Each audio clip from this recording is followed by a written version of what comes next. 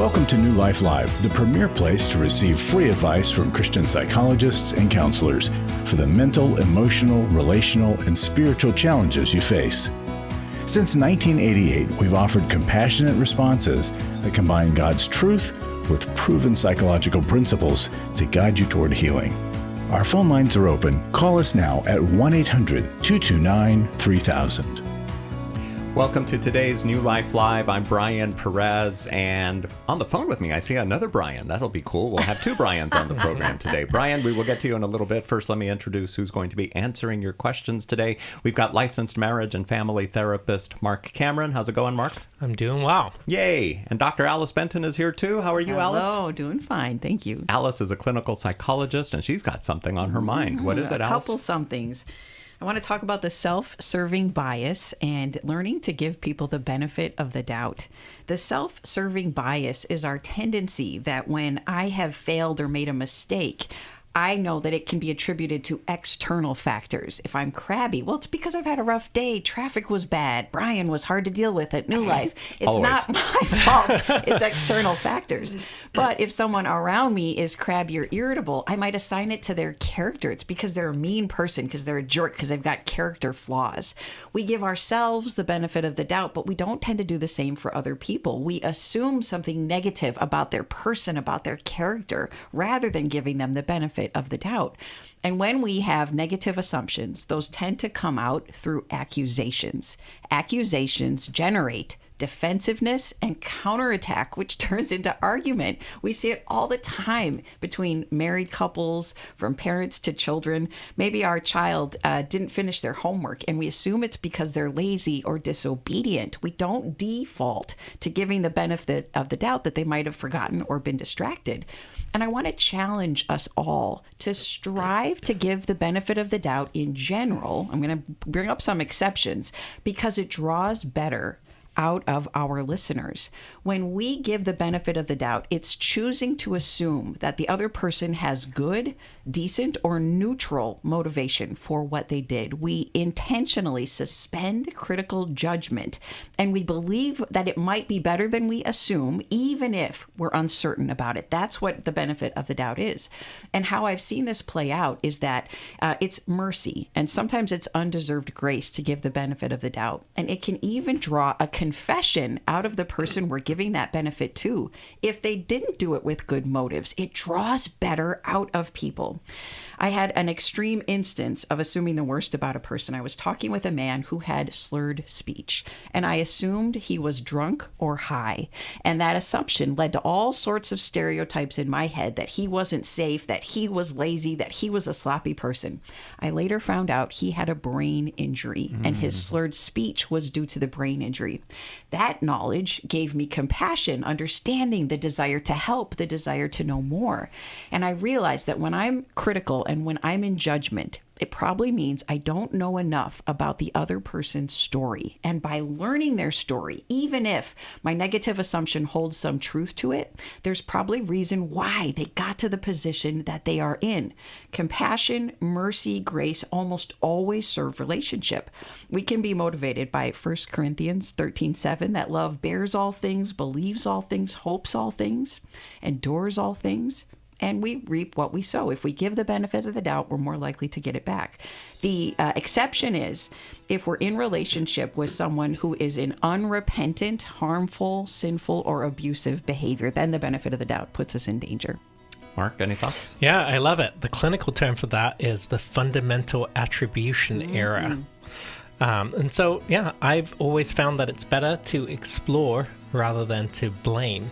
And we're more likely to find out not only things about other people, but we can find out things about ourselves, just like you said, Alice, self-fulfilling prophecy that happens, or the defaults that go on in our mind. And if you're unable to explore, like Alice, you could explore. You did find out about that gentleman, but maybe you're on the freeway and some guy's speeding around in traffic. There's no way you're going to explore why they're driving like a jerk, but you can just assume maybe they just got bad news. They're on their way to the hospital, or who knows. Brian, we're going to get to your call in just a little bit here on New Life Live. My husband and I just found out that my son is having sex with his girlfriend.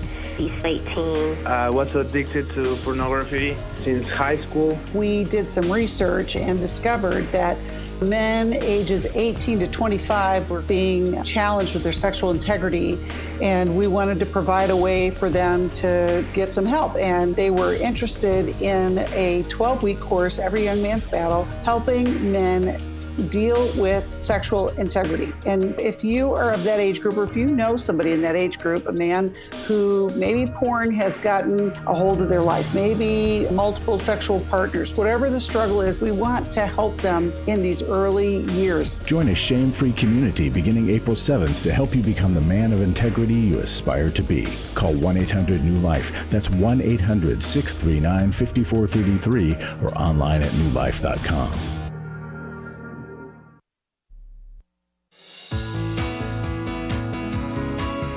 To find out more information about New Life or to order any of the resources mentioned on today's program, call 1-800-NEW-LIFE. Now back to New Life Live.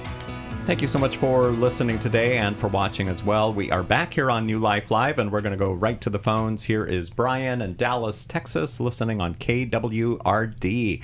Hi, Brian. Thanks for calling in today. Thank you. What's going on? How can we help you? Yeah, of course. Well, I just have a question.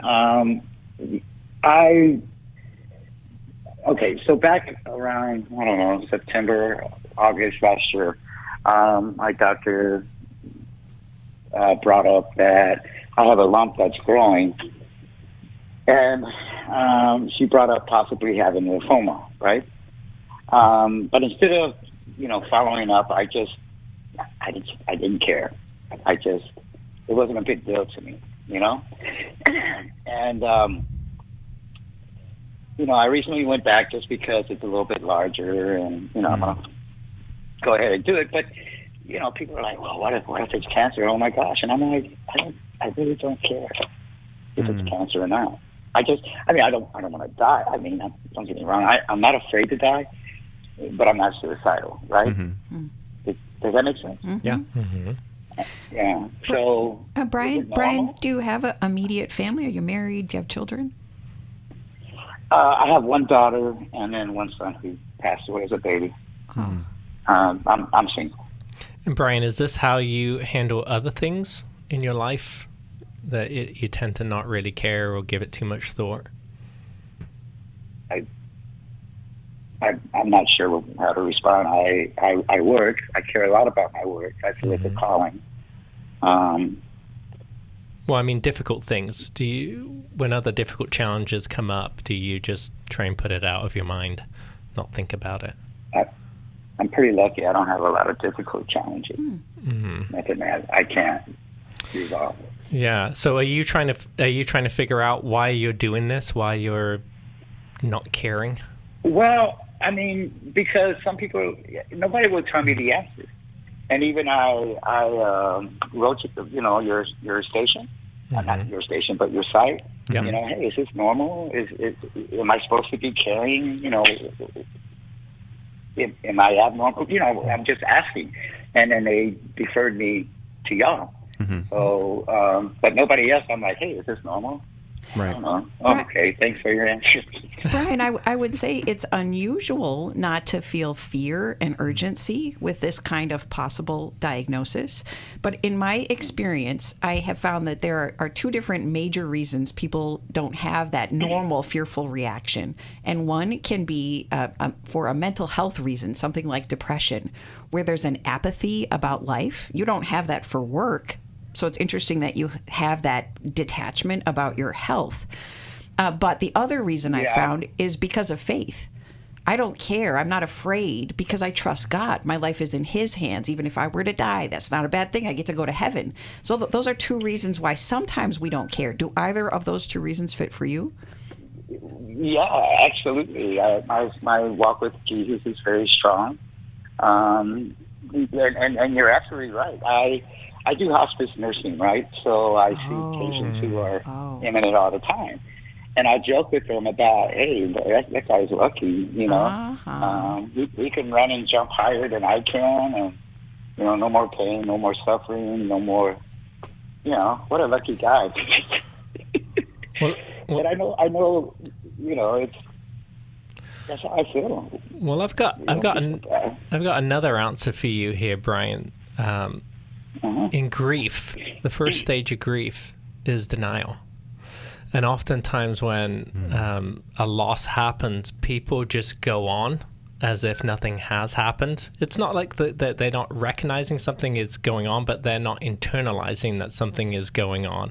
And so they can put it out of their mind, and it's a way to deal with something. But it can be and it's typical that people go through that stage, but it can also be maladaptive, because if you don't address something that could be addressed and you let it get to a point that it could become detrimental for you, then that's not a good thing. How old is your daughter? She's 40. She's 40. Okay. But yeah, and so, this is going to affect her too, and her family.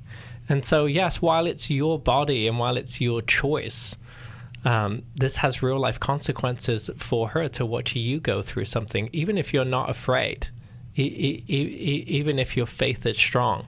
It has an impact on her too. Brian, when you see patients who are dying and you think, well, they can run and jump higher than I can, do you have any physical impairments or chronic illness that you deal with before this diagnosis? Well, the only physical impairment is I can't run or jump as high as I used to when I was 20. But I feel blessed. I walk, I work, I can do my own chores. I take care of myself. Okay. How's your relationship with your daughter?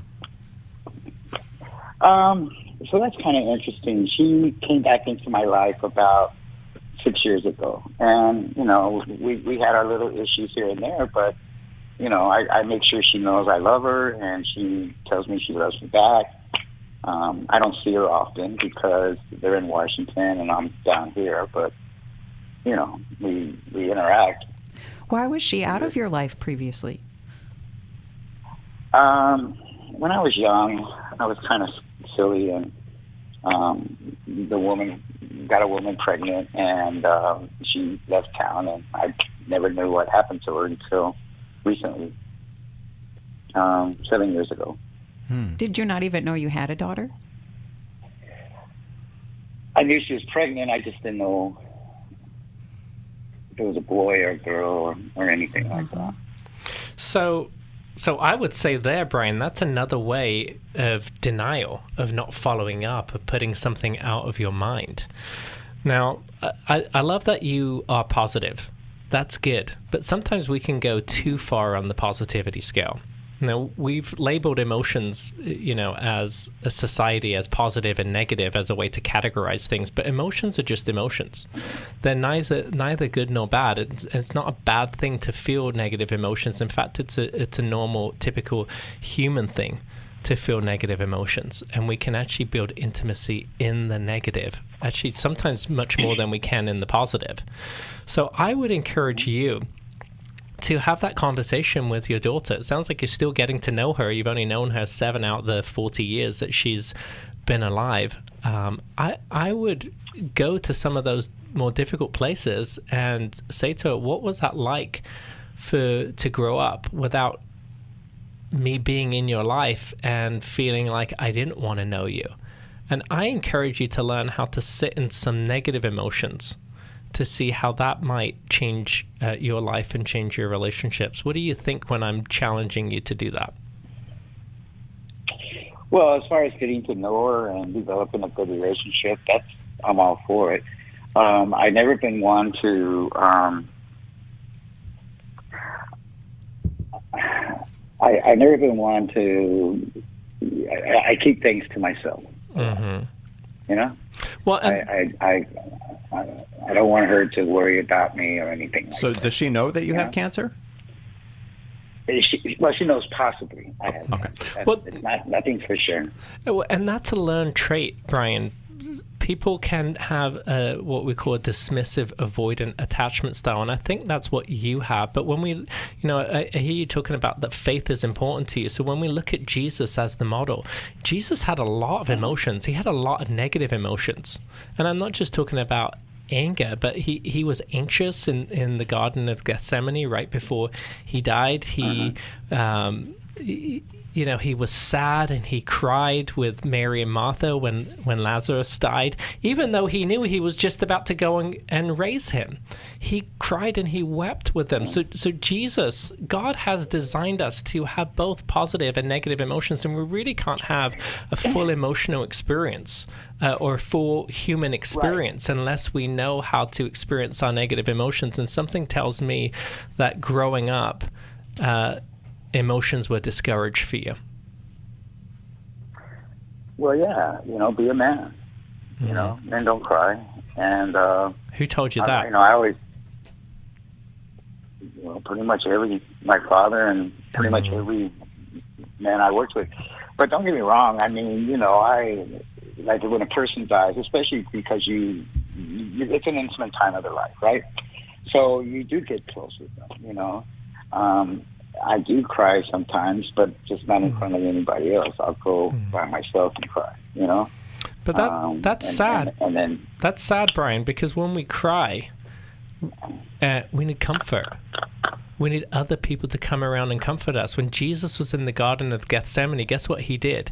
He got his disciples and he said, "Stay awake with me." He got Peter, James, and John, his inner circle, and he said, "Stay awake with me. I need you." So we need comfort. Jesus, in his human form, needed people around, and he needed comfort. Then we need it too. And I feel really sad for you, because you were told these messages that you can't cry, you can't have emotions, because that means you are not a man, and you missed out on this deep emotional connection that could have happened through some, what we term negative emotions and comfort. And Brian, if your main people are the patients you're serving, the people that you have the most to do with are all dying. And that must take an emotional and spiritual toll on you, even though you serve them well. But it means all these relationships are transitory. These people will not be in your life for very long. And your daughter's just on the fringes of your life just recently, last couple of years. So it makes me suspect that there may be a level of depression that you are unaware of, because it's been your norm your whole life, and you've gotten really good at not showing vulnerable emotions in front of other people. So I want you to explore a couple of things. I want you to start wondering and asking people who know you, if there are some, am I avoidant? Do I delay? Do I procrastinate in a way that's hurtful to me or other people? I want you to ask God, what do you want from me, God, when it comes to my diagnosis? Do you want me to fight for my life, or do you want me to let nature take its course? You might even ask your daughter the same thing. And then I hope you'll get a depression evaluation. Well, I'm on meds for depression. So you already know that it's there. It may be undertreated, Brian, and it may be more apathy than we knew at the start of the call. Have you gone to therapy before, Brian? In the past, yes. Yeah. Okay. Well, why don't you let us connect you with a therapist, because this is a big thing going on in your life. This is a really big thing, and we all need people to go we all need people to be alongside us in life through struggles and difficult things, and this is a lot to process. So let us connect you with someone. Because I think the world is a better place with Brian in it, but maybe not enough people know that. Maybe Brian doesn't even know that about himself, and I want you to relearn that in the time that you have left here. The world is a better place with you in it, and we want you to fight to stay in it a bit longer. What do you think, Brian? Okay. Well, I mean, yeah. Like I said, I think we all have a time, right? We're going to live, and then when we're no longer living, God will call us home. Or I'm told when he's done with whatever he wants me to do. But yeah. But life is also a gift, and let's use it wisely. So if you'll stay on hold, Brian, we're going to connect you with somebody in your area. And what are you thinking? The Emotional Freedom Workbook, or? I actually want Soul of a Hero. I want us to send that to him by Arterburn and Stoop, because I think you have a lot more value Brian, than you might be aware of. Yeah, that's a book we don't refer often here on the program, but it is a really good book, Soul of a Hero. We're going to get that to you, Brian, and you can also find that on the newlife.com store. Thank you for calling in today. Mike and Becky, we're going to get to your calls in just a little bit here on New Life Live. Thank you so much for listening today. Thank you for watching as well. My name is Brian Perez. I'm here with clinical psychologist Dr. Alice Benton and licensed marriage and family therapist Marc Cameron.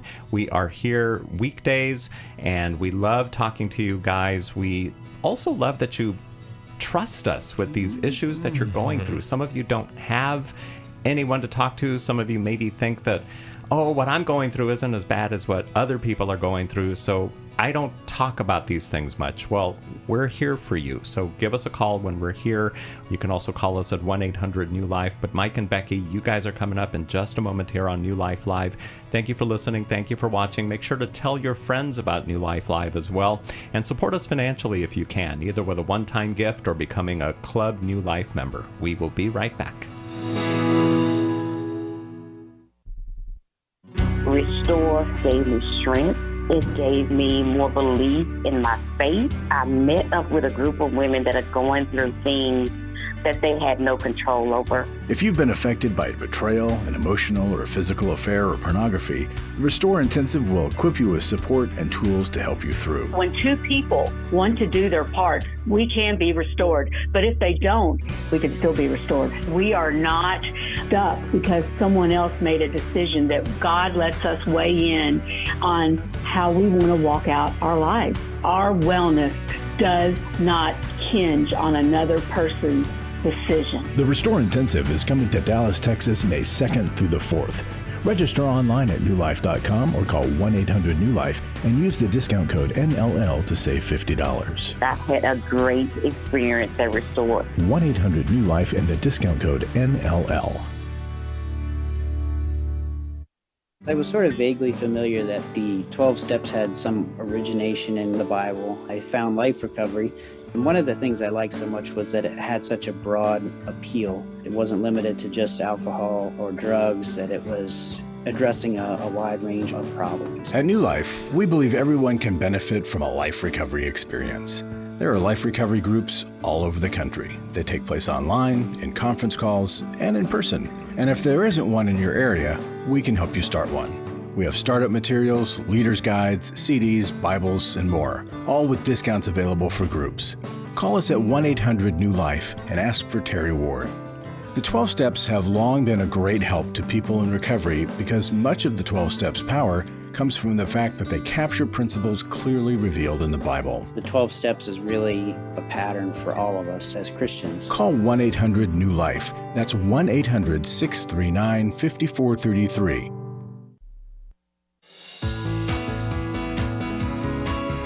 We'd love to hear from you. If you have a question or a comment, call toll-free 1-800-229-3000. Now back to New Life Live. Thank you so much for listening and for watching today. We're going to go right to the phones. Here is Becky in Harrisburg, Pennsylvania, listening on Sirius XM. That's the Family Talk Channel 131. Hi there, Becky. Welcome to New Life Live. Hi. Thank you. Yeah. How can we help you today? My husband of 42 years is a racist, and I have a granddaughter who is dating a black man. And I am stuck in the middle. I either ostracize my family by not inviting them to events like Easter, or I disobey my husband. And are other people in the family in agreement with your husband, Becky, that they don't want this man invited? Just your husband? Yep. Has he always been like this? Did you know? Pretty much. Okay. Well, I didn't know how bad it was in the beginning. He's a Vietnam vet, so he had a lot of dealings in Vietnam with groups like Black Panthers. Okay. So, and he said they weren't trustworthy in combat. So he's developed this strong, and I've never walked in his shoes. Okay, never walked in his shoes. But So you understand him because of his history of what he's been through. It's understandable to you, although you dislike his current stance. Yes, I see. exactly. Does he have any awareness that it's problematic and he stereotypes way too much? Yes, and he doesn't care. And he said, "You never dealt with him. I did." Becky, I'm curious. He's a Christian. Mm-hmm. And I tell him all the time, you better learn to like them because there's going to be a lot of them in heaven. Becky, I'm curious of the statement that you made. You said you either will be disrespecting your husband if you disagree with him. He does not want him in our house. No. But my question is about the disrespect that the husband feels. Yes. Do you believe that you're disrespecting him by having a different view, by having a different opinion, by having different desires, because it's your house too and your family too? Do you believe that it's a disrespect?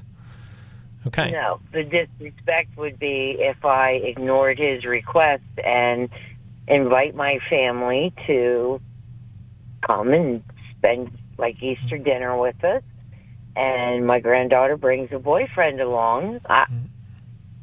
It's going to get ugly. They don't know that he's like this. But he'll be rude and mistreat the young man if he comes? They'd kick him out. He would kick him out of your home? Wow. Oh, but your family doesn't know this. No, they about do your not husband. know that. No. Okay, so now I'm understanding. So you're kind of managing a ticking time bomb, I think. Yeah. Of eventually family are going to say, hey, your granddaughter's going to say, hey, I want to introduce you to my new boyfriend. And it's, there's only so many excuses that you can make of not being around or not being able to come over. That's what it sounds like is happening, is you're managing a bomb that inevitably is going to go off, and people are going to find out how your husband thinks and feels. Is that right? Right. Yeah. So what do you think that you should do? Curious. I would like to just say, this is my house too. Mm-hmm. You can be here when they come, or you can go. Mm-hmm. But he's not in good health. So I'm trying to keep stress levels down because of his health. He is going to be 76. He's dealing with a lot of health issues. And what's the worst thing that's going to happen, Becky, because it sounds like inevitably your family is going to find out. What do you think the worst thing is going to be? Is your family going to ostracize your husband because of his thoughts and feelings? Yeah, probably. Yeah. Yeah, probably. And how do you feel about that? Because you're not the cause of that. That's him. Heartbroken. But I'm collateral damage. Yeah. I'm collateral damage. If they don't want to have anything to do with him, where does that leave me? Well, would that include them not having anything to do with you, or you feel stuck in the middle because then if you go and you engage with them, then your husband then tells you that you're disrespecting him? Correct. Mm-hmm. And is he an abrasive, angry man in general? Does he get upset with people for other reasons too? He has low tolerance issues. For some, he's mellowed out a lot. As he's gotten older, he's mellowed out a lot. He will not budge on this. And I just really don't know what to do. Well, we're going to come up to a break in a minute here, Becky, but it sounds like you're going to have to choose a side here. You're going to have to choose, where do your values fall, and what are you willing to take a stand for? So we're going to come back to you after the break, but I want you to start to think about that. And it's interesting because my first thought would be, well, why don't you just have this Easter gathering at somebody else's home? But that doesn't deal with the issue. That doesn't deal with the problem, because you might come home after the get-together and then he's going to say, was he there? Or something like that. And then... Well, the family doesn't know yet. And so the family's going to find out at some point here, point soon. So we're going to talk about that when we come back to you here on New Life Live. Mike and John, we want to talk to you too, so don't hang up. Stay right where you are. This is New Life Live. My name is Brian Perez, here with Dr. Alice Benton and Marc Cameron. Thank you so much for joining us today on the program. We'll be right back with more of your phone calls. What a New Life course is it's around a topic led by a professional, licensed counselor coach, with a small group of 8 or 9 people on a weekly Zoom call. You're going to go through the information, but also connect as a group. Those group processes make all the difference in the world. And so we have created New Life courses so that you can experience that on a weekly basis. Every week you're meeting on Zoom with that therapist. You're going over the concepts as well as connecting as a group. It is so powerful. And it's accessible. Wherever you are, you're going to be able to join us. So you can sign up right away with 8 or 9 slots open. They're going to go quick. And so you want to call today and get registered. Begin your transformation in April with a New Life course. Lose it for life, grief recovery, or divorce recovery. Call 1-800-NEW-LIFE. That's 1-800-639-5433 or online at newlife.com. Club New Life changes lives. I think I go way back to listening to New Life, learning so much from it, and then becoming a Club New Life member. Club New Life is a monthly giving family that helps New Life Ministries provide Christ-centered hope and counseling resources to thousands of people. You know, I'm so thankful because you know why I keep giving? Because I keep learning, and I'm so thankful for all the lives that you touch every day and the people's lives. So when I get to still hear the radio show, it's just so encouraging to my heart. When you sign up to support us monthly through Club New Life, you'll make a difference in the lives of individuals and families with godly counsel and connection to help. And you know one reason I give? Because I feel like sometimes I'm hiding behind a counselor's couch, listening to all this great information and not paying. So my guilt of this great advice is alleviated by being a Club New Life member. Call 1-800-NEW-LIFE. That's 1-800-639-5433. And together we can help hurting people find help and hope in life's hardest places. Call 1-800-639-5433 to join Club New Life today.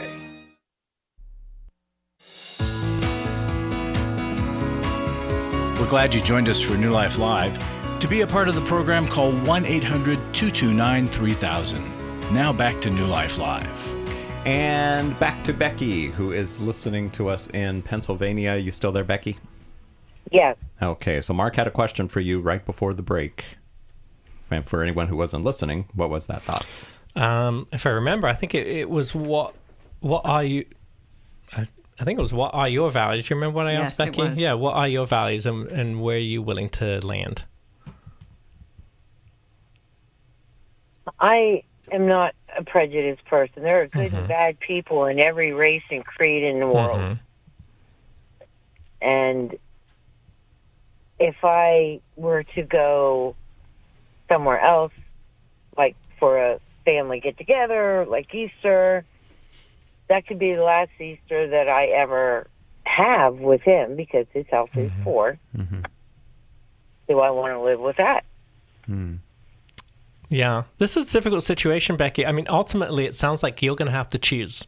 And you're going to have to choose where are you going to land. Is it going to be with your husband, who you don't know how long he's going to live, and possibly be ostracized from your family? Or are you going to choose your family and then having to go home to an angry husband who tells you you're disrespecting him?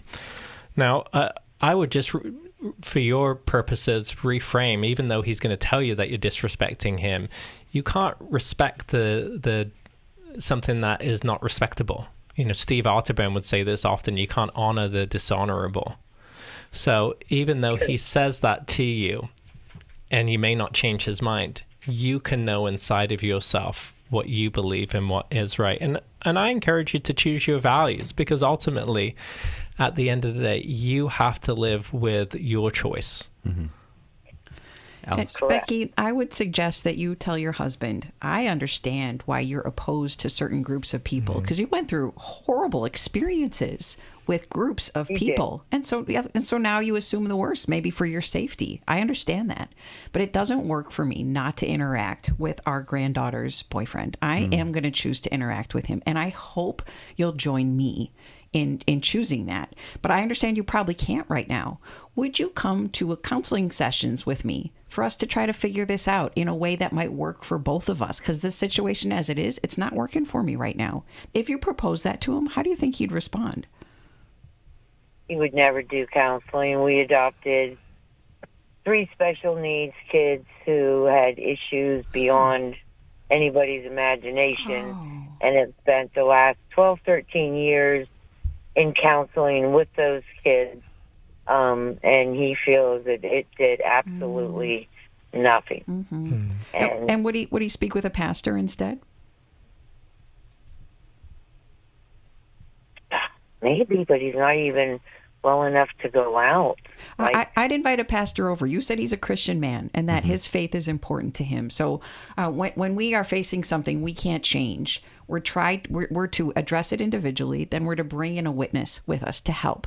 So I'd ask the pastor, I'd explain to the pastor privately and invite him to come over, but I would still say that first part I mentioned to your husband first. I want to try to resolve this in a way that works for both of us, but I will be choosing to get to know our granddaughter's boyfriend, whether it's in our home or somewhere else. Somewhere else might work better than in the home for the sake of preserving relationship with your husband. But tell your husband what you're going to do, invite him to join you, and then accept that he may reject your invitation.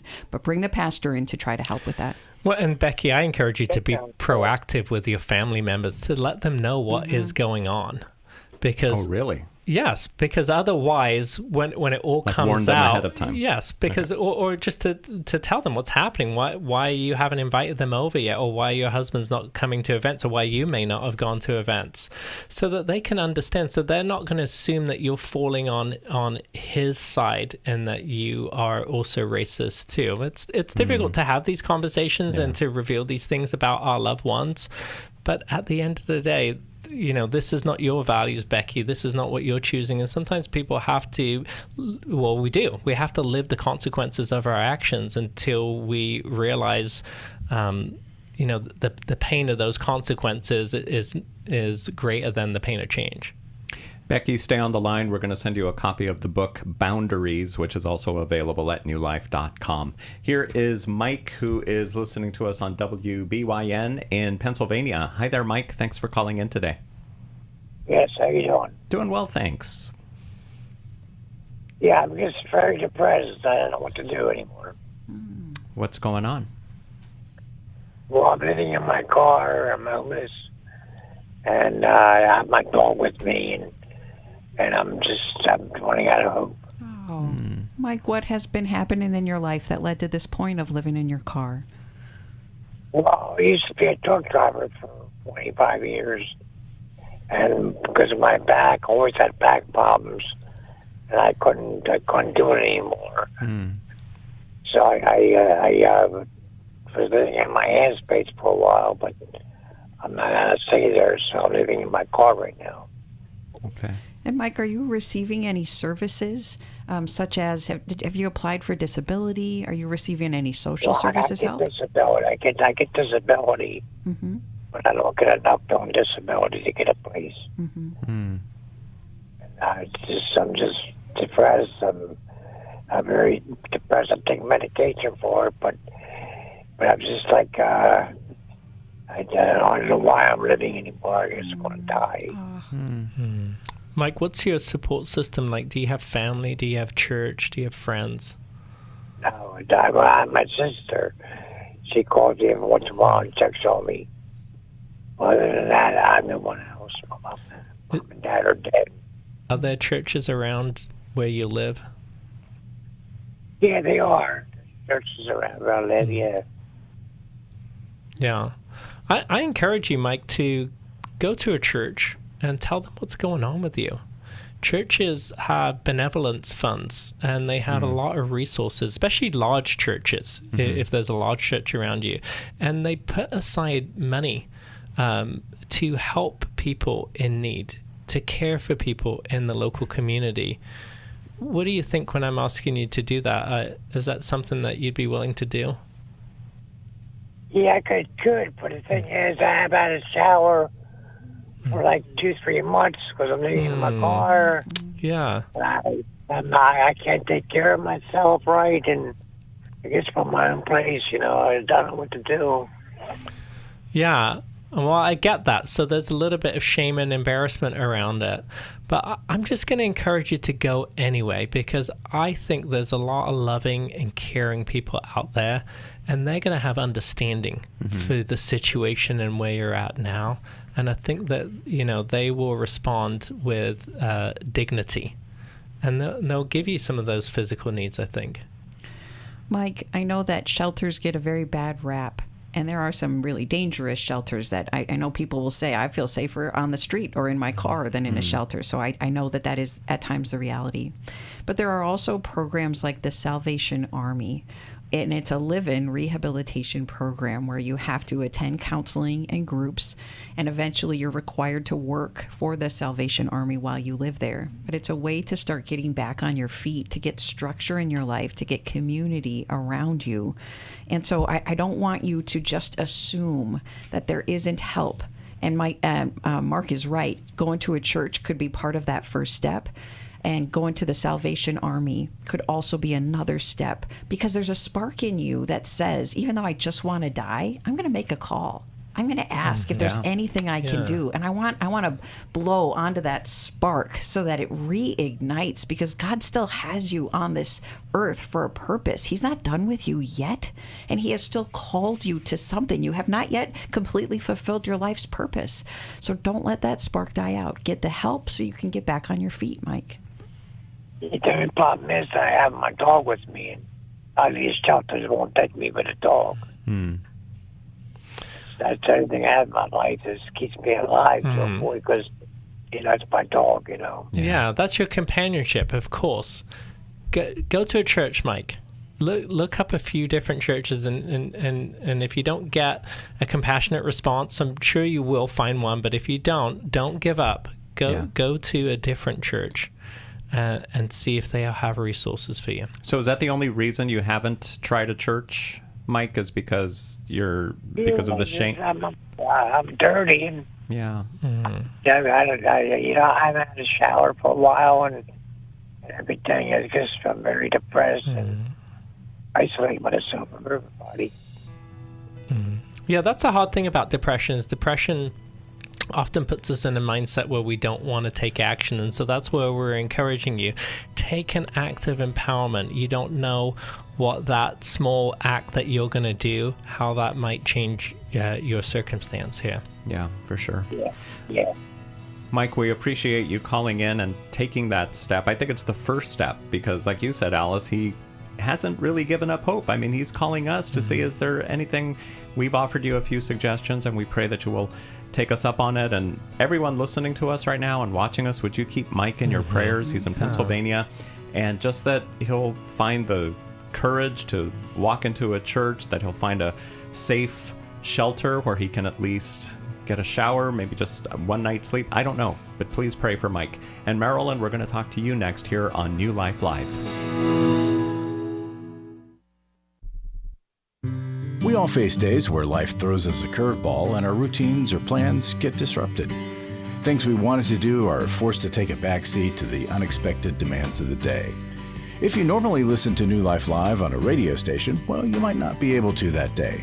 And on these hectic days when you're feeling stressed or frazzled, hearing the sound of counsel given on New Life Live is just what you need to navigate the unexpected things of life. Every time I'm troubled or I have a problem, I'll cut on New Life, and there's always something that is said that is helpful to me. By listening, I have learned more than I can ever express about how God wants me to live. Download the New Life app for the easiest way to listen wherever you are and at a time that's convenient for you, or watch the show on our YouTube channel. You can even subscribe to our podcast from your favorite podcast provider. You never have to miss a day of New Life. Wherever you are, we are.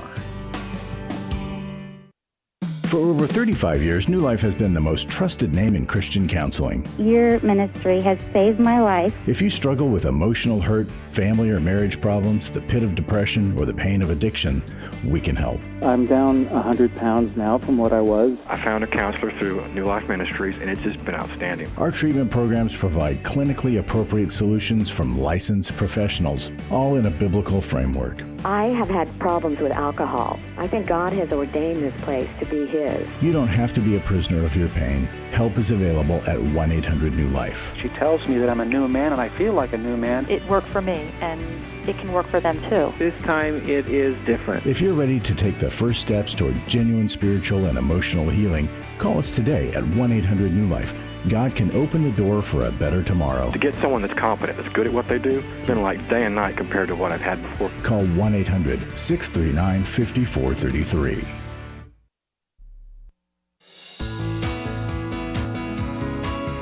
To find out more information about New Life or to order any of the resources mentioned on today's program, call 1-800-NEW-LIFE. Now back to New Life Live.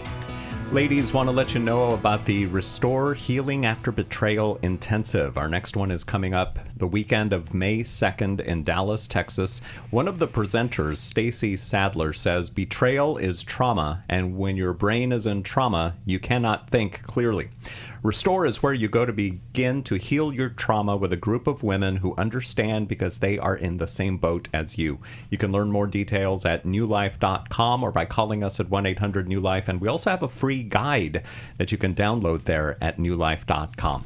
Let's talk to Marilyn now. She is in Philadelphia watching us on YouTube. Let's wave to Marilyn. Thank you for calling in today. How can we help you? Hello. Good afternoon. A quick question for you. I adopted a little boy when he was 3 weeks old. He's 8 now. I have 2 adult sons. I had a play date with, I picked up some of his classmates that I don't believe their parents know the Lord. So I thought, I'll take them to church, and I do that on Sundays. There's 2 little brothers that I pick up. Then after church, they came to my house. They had a play date. Then they went back. I took them home. And even while they were at my house, and there was a little girl that joined us from another family, the one little girl kept saying, I want to stay at your house. I want to play. Please let me play. And I was like, okay, but it's been 4 hours, kids. It's time to go home. But when we took the children home,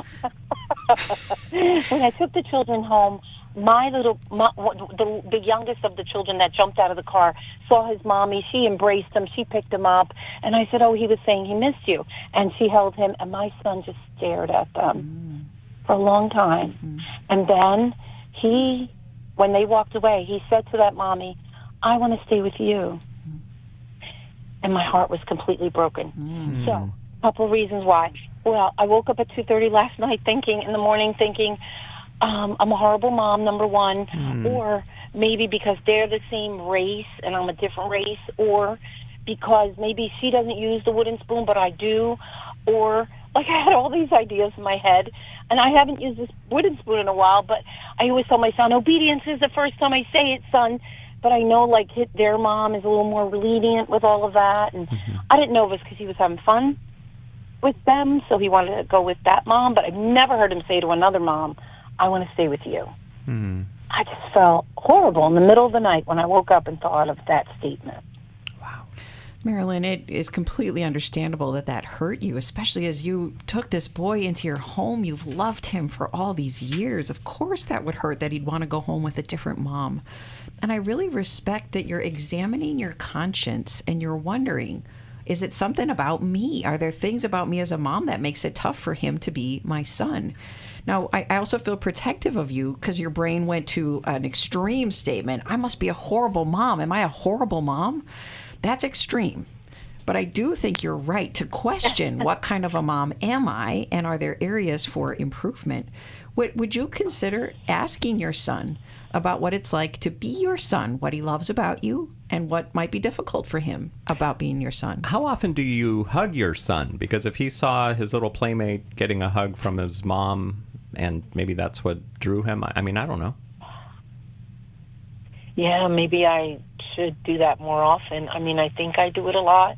And then other times I think, I ask myself, are you just a product-driven, like performance-driven mom?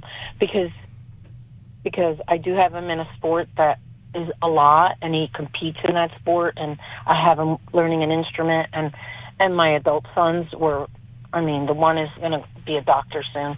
So, I mean, like, am I just a performance-driven mom? Like, I've asked myself a million questions about all of this. Like, I mean, I think my other sons love me, but, you know, there's just so many questions for me, and I am a hugger, and I love to hug, and I do say I love you a lot. In fact, I went past his room at, like, 5 a.m. and said, hey, you said you wanted to be with that other mom. Do you still love me? And I felt like foolish because he just opened one eye. And he said, I love you, Mommy. And I thought, okay, that was so strange you would ask him in the middle of the night.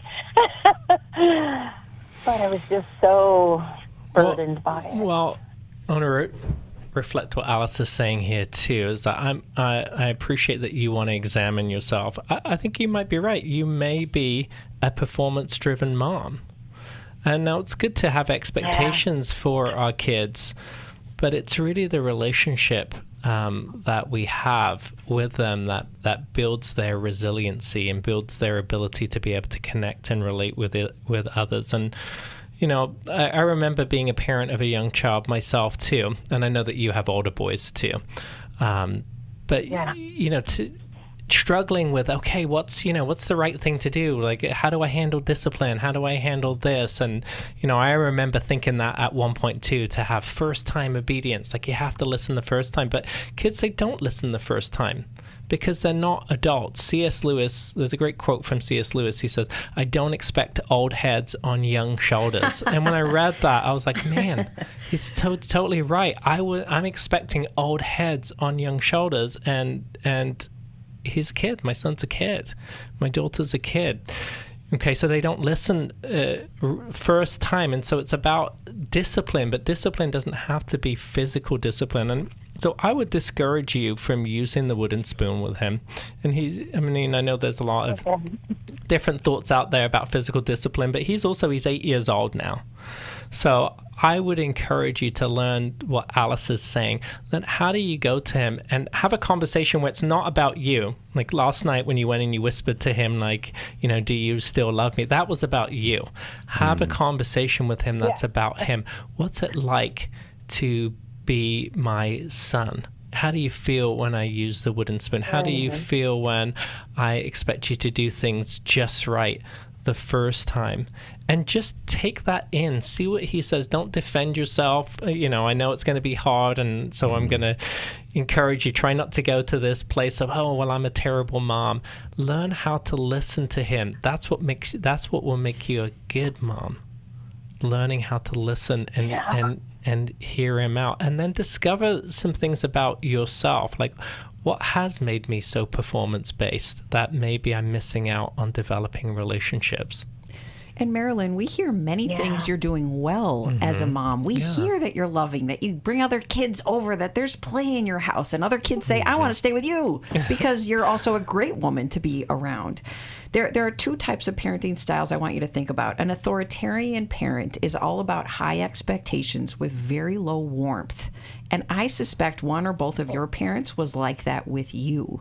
And I don't think you're quite that way. I think you involve, okay, that's correct. I think you've involved a lot more warmth in your parenting, but you still have very high expectations. Marilyn, I don't obey the first time. So I certainly want my kids to as well, but I know I don't even do that. So I temper my expectations of my children with my own mediocre performance at times because I'm so imperfect too. The authoritative style is a style that still has high expectations, but a whole lot of warmth and humility and mercy and forgiveness and physical affection, because it's that combination, high expectations, but a lot of warmth and love, that helps to produce the most successful children. We're going to send you How We Love Our Kids. It's a really good book that's going to help you understand how you've been shaped and how that shapes your parenting, and it's going to show you how do you have these conversations like we're talking about. There's a format called the Comfort Circle that Mylan and Kay Yerkovich, the authors of the book, will show you how to do. How do you draw someone out and build a strong relationship with them, because people do things for relationship more than they'll do things for a negative consequence. That is a really good book, and we're going to send it to you, Marilyn, there in Philadelphia. It's called How We Love Our Kids. It's available at newlife.com. Thanks for joining us today. We helped so many people today. The type of phone calls we got, some of them questions we had never heard before. That's awesome. We do this all the time here on New Life Live, and we welcome you to come alongside us, become a financial partner. That would be great. We've also got some intensives and some workshops and some New Life courses. You can find out all about them at newlife.com. There's so much going on here at New Life Ministries, and we thank you for being a part of it. We will talk to you again tomorrow here on New Life Live. Thanks for listening. We hope this program has helped you by giving you insights for handling the challenges you face in your life. We want you to know that we're here for you, but you also need to know that New Life Live is a listener-supported ministry. To make your donation or to get any of the resources mentioned on today's program, call 1-800-NEW-LIFE. That's 1-800-639-5433 or online at newlife.com. Please join us again tomorrow for New Life Live.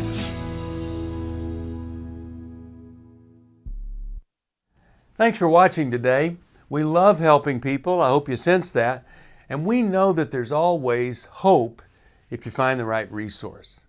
Now, if something we've said to somebody else applies to you, that's fantastic. That's what we're hoping for.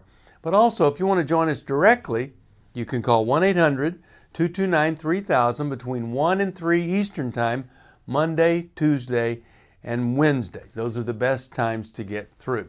And while you're here on YouTube, check out these other videos that we've done to help people see where they could grow or a different path to take. And if you do that, would you give us a thumbs up on the video? And please subscribe to this channel. There are many ways that we can help you outside of the radio program, and it's very hard for some to pick up a phone and dial 1-800-NEW-LIFE. But when you do, we put you in touch with somebody who cares about you, knows all the resources out there, and they're going to find the best for you. There is no reason to struggle alone. I hope to see you tomorrow. Hope you'll invite somebody else to come and join that maybe needs just a little bit of help along the way. I'll see you next time.